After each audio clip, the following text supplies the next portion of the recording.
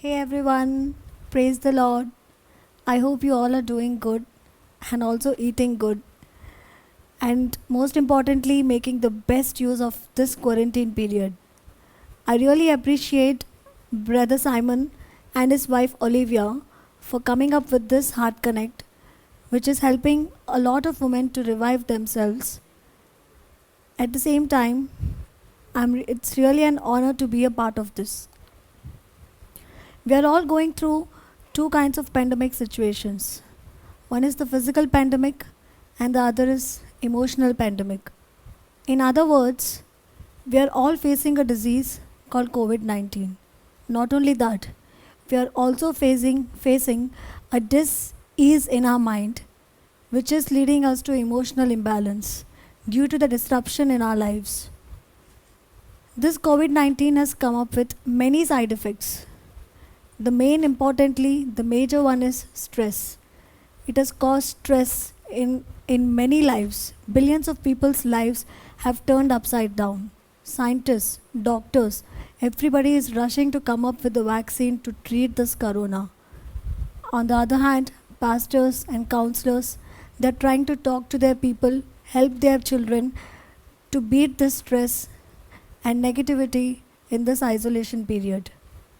What do we do? Prayer. Why don't we pray without ceasing? We all have long awaited blessings in our life. Why don't we pray for them? Because we have ample of free time. Prayer is the key to God's will. There are few questions which keep popping up our mind like, why isn't God listening to me? When will I listen from God? When will I hear from God? How do I know God's will?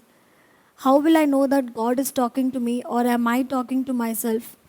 Because lots of thoughts keep running into our mind. We always keep talking to ourselves.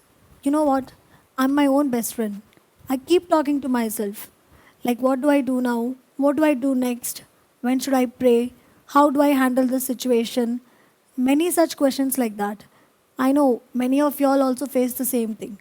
So it is very obvious that we are going to get confused whether God is talking to us or is it our own self. And we all know that our heart is deceiving. It deceives us all the time. We take one decision at one moment and immediately our decision changes. We think that this is from God, and the second moment we think that this is our own thought. For example, Jesus and Peter. Jesus once said to Peter that, asked him, who am I? Peter replied, you're the God, you're the Messiah. Jesus said that, yes, this isn't coming from your blood or your flesh. This is coming from God. This is God's thought. Immediately, he told him the second thing. He said that we have to go to Jerusalem because I'm going to die there. I'm going to get crucified. Immediately, without hesitating for even a second, Peter replied, no, no, no, this is not possible. You cannot let this happen to you. Then Jesus said, this is Satan talking. You know why? Because Satan doesn't want Jesus to die. If he dies, he is going to die for our sins and we are going to get salvation through it. And Satan is not happy about it. This is how we also can mess our life in a fraction of seconds, in a split of seconds. So what do we do now? How do we get to know that the thought what is on our mind is from God, or is it a satanic thought, or is it our own thought? How do we test it? If we look in the Bible, it says that in John chapter 7, verse 17, anyone who wants to do God's will can test his teaching and know whether it's from God or whether I'm making it up. So now, how do you test that whatever thought you have on your mind is from God or not? Today, I can give you all 6 ways through which you can test that the thought what you have on your mind is from God. And there is no exception in this. You cannot pick and choose like 1, 3, and 5 and leave away 2, 4, and 6. No. You have to, whatever thought you have to pass through, you have to test with all the 6 ways. And if it is really okay with all the 6 ways, then yes, it is God's will. The first test what you have to pass through is, does it match with the word of God? The idea what you have on your mind should match with the word of God. It should never be in contradiction with the Bible. Because God doesn't say one thing today and change that thing tomorrow. His word is eternal because the Bible is full of truths and truth never changes. It is the same today, tomorrow, and forever. You know what? God is consistent. He never, he doesn't have mood swings. He doesn't change. He is the same in all the situations, whether the situations are good or bad. Any angel from above cannot come and tell you that though it is not in the word of God, you can carry on with it. No. It has to match with the word of God. God will never tell you to disobey his word or go against his word. This thing applies mostly in the life of youths. The Bible strictly says that you're not allowed to have physical intimacy with your partner before marriage. But few people today, they try to convince themselves saying that we are in true love. We are anyway going to get married. So why not go ahead with that? No, no. Bible doesn't agree with that. And that's final. The second test what you have to pass through is, does it make me more like Christ? Now, life on earth is very tough. Everything is imperfect here. We have imperfect relationships, broken marriages, broken friendships. Everything is unstable, unsatisfying jobs.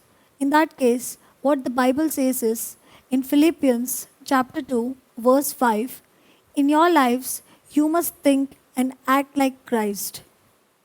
Jesus is the standard or the medium. Any thought, any idea, any opinion what you get on your mind, it should make you more like Christ because God also wants that. God wants us to be more like Christ. That is his only purpose in our life. You know why? Because Jesus is the fruit of spirit. He is filled with joy, peace, patience, kindness, self-control, faithfulness, mercy.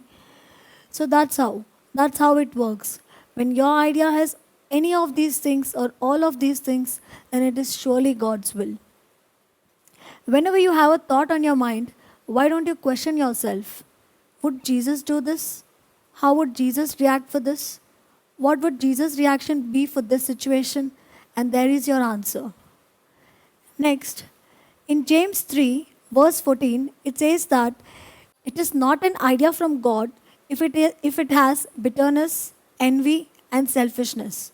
When it is from God, it is pure, peace loving, considerate, submissive, full of mercy, impartial, and sincere. If your idea has revenge in it, if you're reacting when people hurt you, then that is not God's idea. Sometimes we keep thinking that, how dare that person hurt me? I'm not going to forgive him. I'm surely going to plan a revenge against him or her. In that cases, it's not God's idea. Next comes enviness. God doesn't want us to be envy of other people or even try to make other people jealous of us. Now, this happens mostly among the teenagers. If you buy a new dress, you try to post it on Instagram or Facebook thinking that this will make few girls jealous, few people jealous of you. If you marry a handsome husband, if you marry a handsome guy or a beautiful girl, while posting a picture, you think that this would make the other people jealous. This is wrong. This is totally satanic. Next, any idea motivated with selfish ambition is not from God. When you have selfish motives, example, you want to marry a person, your whole family, your friends, your inner circle, everybody is against it. But still you want to marry that person because it is giving you happiness. Even that is evil. Because didn't put us on earth to be selfish. Any idea from God has to be pure. If there is impurity in it, it is not God's idea. Whatever decision you take in your life, it should bring peace among people. If it is raising to conflicts between your family or your friends, then that is not God's idea because God loves peace. And we as children of God, we should be peacemakers and peace loving. Gossip. Gossip is satanic. When you talk bad about others, you're humiliating them, you're embarrassing them, you're insulting them. And when you do all this, it means that you're following Satan's idea and he from above tells you, thank you, you make my work more easier. Real ideas from God are submissive. This works more between husband and wife. Whenever you have an idea on your mind, you should discuss with your partner. You should let him know that this is the idea on your mind. And if he or she is not okay with it, you have to drop it because that is what is submissive being about. Any idea, whatever decision you take in your life, it should be forgiving, it should be merciful, and it should be kind. People who are judgmental, accusing, harsh, and always angry and say that they are hearing from God, then they are not. They are filled with evil thoughts. Because the people who listen to God, the people who talk to God, find beauty in everything and every person. The third test, what you have to pass through is consider a mature believer of Christ. Yes, whenever you want to take any important decision in your life, it might be your marriage or your job. In that case, you should consult your pastor or any mature believer whom you are following since a long time.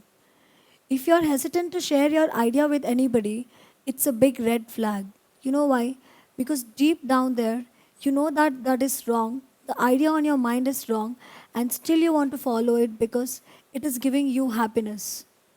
When you consult others for advice, it will save you from embarrassment, it will save you from pain, it will save you from loss of reputation. Learning from the pain of others is better than learning from the pain of our own selves, right? Why we have to build godly relationships is we can follow them, we can take advices from them. Because the Bible also tells the same thing in Proverbs chapter 11, verse 9. The wisdom of the righteous can save you. The major reason why people have a messed up life is they do not consult others, they do not consult mature believers of Christ in any decision they take. They do not have anyone to talk to, and that's how they end up being in pain for the rest of their lives. Do not be a person who goes to 10 people looking for that one person who will tell them that whatever they are doing is right. No. Consider one person who is a righteous believer of Christ. The fourth one is it consistent with how God shaped me? Yes. Even before we were born, God had planned a shape for us.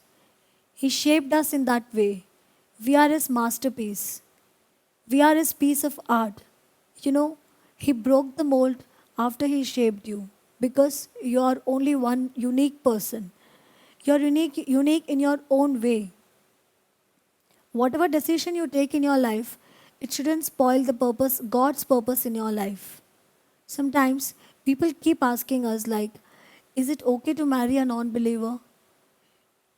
It is not okay to marry a non-believer because later in life you might fall into trouble when you cannot stay connected to God. So obviously God's purpose in your life cannot be completed. So maybe it's a big no to marry a non-believer. Whatever decision you take, if it is not fulfilling God's purpose, then what you have to recall is you're trying to fulfill others' expectations, others' requirements. And in that case, you can never be satisfying and you can never be happy. The fifth test, what you have to pass through is it for my good or is it for my bad? God likes to talk to us, He likes to correct us. Whenever we do anything wrong, it might be a small mistake, like scolding others or hurting others, or if you are in any kind of bad habit, it's then God keeps talking to you, whatever you're doing is wrong. And in that case, what you have to realize is it's God talking to you. He wants to help you, He wants to bring you out of it. He doesn't want you to be guilty of it. He doesn't attack your value because you're His child. He loves you. He just wants to correct you, convict you of that wrong thing, bring you out of it with a solution. Because He says in Revelation chapter 3, verse 19, those whom I really love and tenderly love, I tell them their faults and convict them with discipline. Yes, He tells us our mistake. And what does He do, you know? He takes our guilty, He carries it on His shoulders because that is what cross is meant for. When it comes to Satan, what does he do? He is an accuser of believers. Even before you enter into sin, he comes and keeps talking to you. This is very common. Everybody is doing it. This is very small.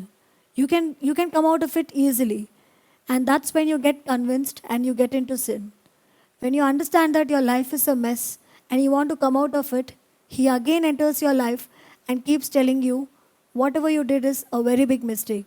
You can never come out of it. You are worthless because of this. You should be guilty. And he starts making you feel guilty. That's how many suicides also happen. Saturn works like the judiciary system.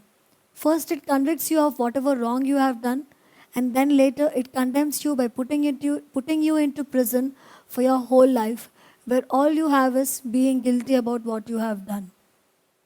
God, God in the first place will never let you sin, will never let you enter into sin. That's why it is said, whatever is good, it is from God, and whatever is bad is from devil. The sixth one is, does it make me more righteous? And does it bring peace in my life? Last but not the least, this is the most important thing what we all have to follow, being righteous. We have to lead a righteous life, a holy life, living away from sins. Because one side if you're sinning, and the other side if you think that you want to know God's will, then it is not fair. He cannot talk to you. In order to know God's will, in order that God can work in your life, you have to surrender yourself to Jesus Christ. You have to get baptized in the name of Father, Son, and the Holy Spirit. Jesus, being the God Himself, did this. He got baptized. It's after that a voice came from the sky saying that He is the Messiah. We have to surrender ourselves so that God's will can take place in our lives. It's only after we surrender, Holy Spirit starts acting like a messenger between us and God, delivering our message to God and God's message to us. There are a lot of questions like, God used to talk to me in past and now He isn't talking to me. You know why? You have started a sinful life. You are living in a sinful life right now. There is a blockage between you and God. It might be a wrong relationship. It might be a wrong chronic habit which you are following. You have to remove it from your life in order that God starts talking to you again. Few people even question that, why isn't God talking to me? I talk to Him almost the whole day. This is not the way. It's not about you talking to God. It's about God talking to you. Because when you talk to God, it is a one sided relationship. If He has to talk to you, you have to wait unto Him. You have to wait patiently. It's only then His will can work in your life. The Bible says in John chapter 8, verse 47, He who belongs to God hears what God says. And the reason you don't hear is you don't belong to God. Yes, when you don't belong to God, maybe He cannot listen to you. Lastly, what I want to say is the word and the desires pass away, but he who does God's will live forever. We can take the example of Ruth here. Her life really fell apart when her husband died, but she stuck to God's will. She came with her mother in law. She did not sit in one place and cry for the rest of her life.